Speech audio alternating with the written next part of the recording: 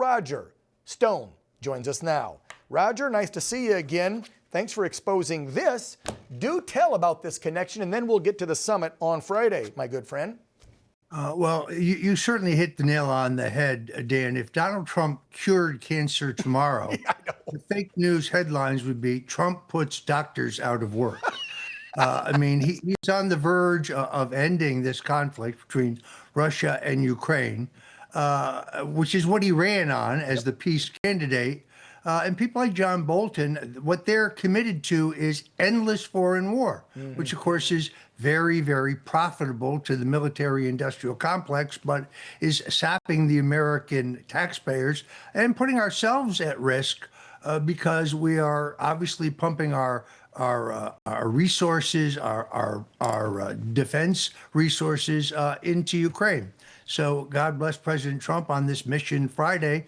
I think every American, regardless of their party or their politics, should be praying for peace. The president's record is really extraordinary. He's already earned the Nobel Peace Prize, whether it is the conflict between Congo and Rwanda or Pakistan and India. This list goes on. And I think his crowning achievement will be here, ending the conflict between Russia and Ukraine.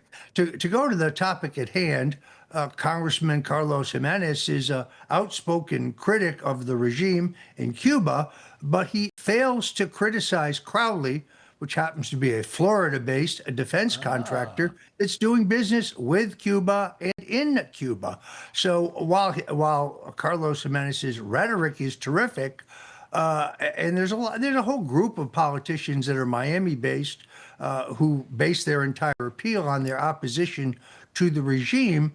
In reality, he has not used his chairmanship of the Maritime Security Subcommittee of Transportation to criticize Crowley or to expose their role in propping up the regime and doing business with the regime.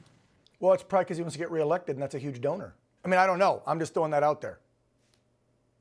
Well, anybody can go to the Federal Election Commission website and see whose executives have donated to various Republican members of Congress. I mean, a larger question here, Dan, in all honesty, is when is this Congress going to stop the communist Chinese, for example, from buying up prime ranch land, farmland, toll booths, bridges, tunnels, harbors, and other strategic assets in the country?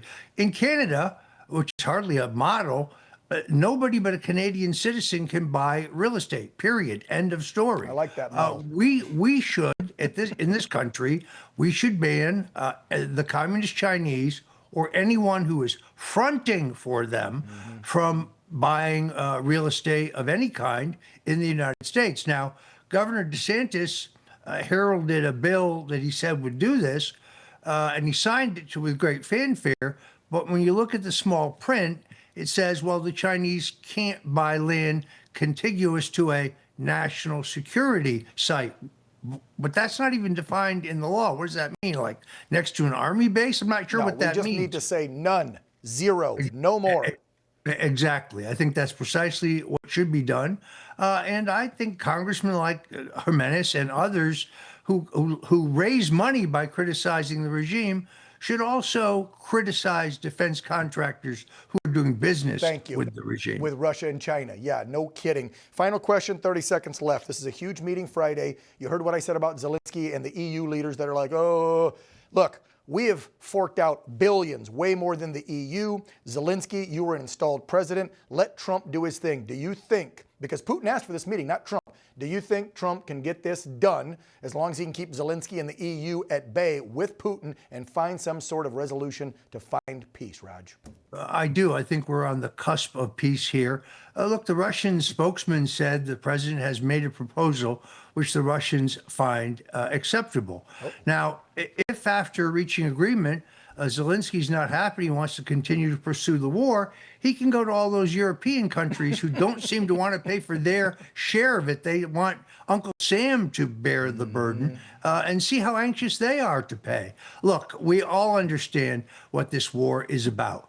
This country signed 2 different agreements in which we promised not to push Ukraine into NATO, which really means not to mount NATO missiles paid for by the United States on the ground in Ukraine aimed at Russia. Right. We're in violation of the Budapest Memorandum. We're in violation of the Minsk Accords.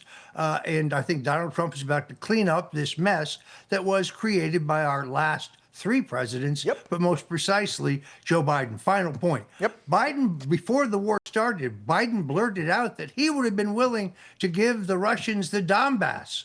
And then he went ahead and started the war anyway. Jeez.